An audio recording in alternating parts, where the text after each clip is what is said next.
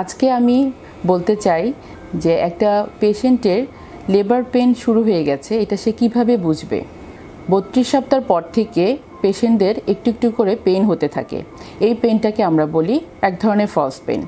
এটা খুব হয়তো বা দিনে একবার বা দুবার হয় এবং পেইনের সাথে তার পেটটাও একটু শক্ত হয়। অনেক পেশেন্টই মনে করে যে হয়তো তার লেবার পেন উঠে গেছে এবং অনেকে ভয় পেয়ে আমার কাছে চলেও আসে। তো লেবার পেইনের ক্রাইটেরিয়াটা আসলে ডিফারেন্ট। সেটা কীরকম? সেটা হচ্ছে যে পেইনটা সাধারণত বেশিরভাগ ক্ষেত্রে অবশ্যই 37 সপ্তাহ পরেই পেইনটা শুরু হয়, তবে কিছু কিছু পেশেন্টের এর আগেও উঠতে পারে। পেইনটা ইউজুয়ালি হয় কোমর থেকে, আমরা বলি ব্যাক পেইন। পেশেন্ট প্রথমে ফিল করে তার কোমরে বা ব্যাকে একটা পেইন হচ্ছে এবং পেইনটা আস্তে আস্তে তলপেটের দিকে ছড়িয়ে যাচ্ছে, তলপেট, থাই, পায়ের দিকে পেইনটা ছড়িয়ে যাচ্ছে এবং এই পেইনটার সাথে তার পেটটা বা জরায়ুটা শক্ত হচ্ছে।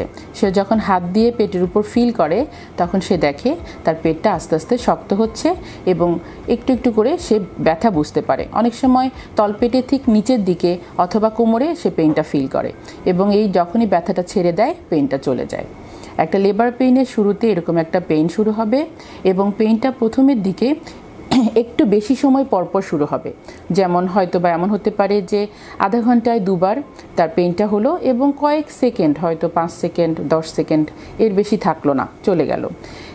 ধীরে ধীরে এই পেইনের তীব্রতা এবং ফ্রিকোয়েন্সি বাড়তে থাকে। সেটা কীরকম? যে এমন হতে থাকে যে 20 মিনিট বা 30 মিনিটের মধ্যে হয়তো বা 3বার 4বার পেইন আসলো এবং প্রতিটা পেইন হয়তো 10 সেকেন্ড 15 সেকেন্ড করে করে থাকলো। এবং আমরা বলি যে বাসায় থেকে তোমরা কখন রওনা দিবে?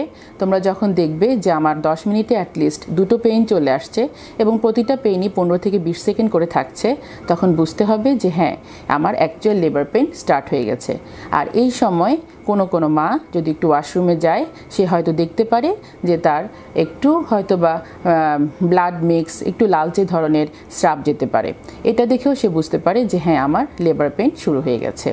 লেবার পেইন শুরু হওয়ার পর অনেকেই খুব ভয় পায় যে আমার বাসা তো যাত্রাবাড়ি, আমার বাসা তো নারায়ণগঞ্জ, আমি এত দূর থেকে লেবার পেইন নিয়ে কিভাবে হসপিটালে আসব। এখানে একটা জানার বিষয় আছে, সেটা হচ্ছে লেবার পেইন স্টার্ট হলেই কিন্তু ডেলিভারি হয়ে যায় না। একটা পেশেন্ট লেবার পেইন থেকে ডেলিভারি হতে প্রথম বাচ্চার ক্ষেত্রে মিনিমাম 7 থেকে 8 ঘন্টা সময় কিন্তু সে পায়।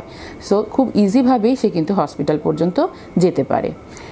আর ন্যাচারাল লেবার পেন উঠাটা খুবই ইজি এবং বেশিরভাগ ক্ষেত্রেই যেই ডেটটা তাদের ডেলিভারি ডেটটা দেয়া হয় সেই ডেটের আগেই লেবার পেনটা উঠে যায়।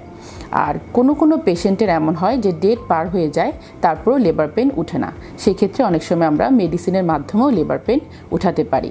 তো যেভাবেই উঠানো হোক না কেন, পেনটা কিন্তু সেম। আর কারো ক্ষেত্রে দেখা যায় যে লেবার পেন ওঠার আগেই পানি ভেঙে যায়, সেটা আবার ডিফারেন্ট। সেটাকে আমরা লেবার পেনের মধ্যে ধরবো না, সেক্ষেত্রেও তাকে অবশ্যই হসপিটালে আসতে হবে।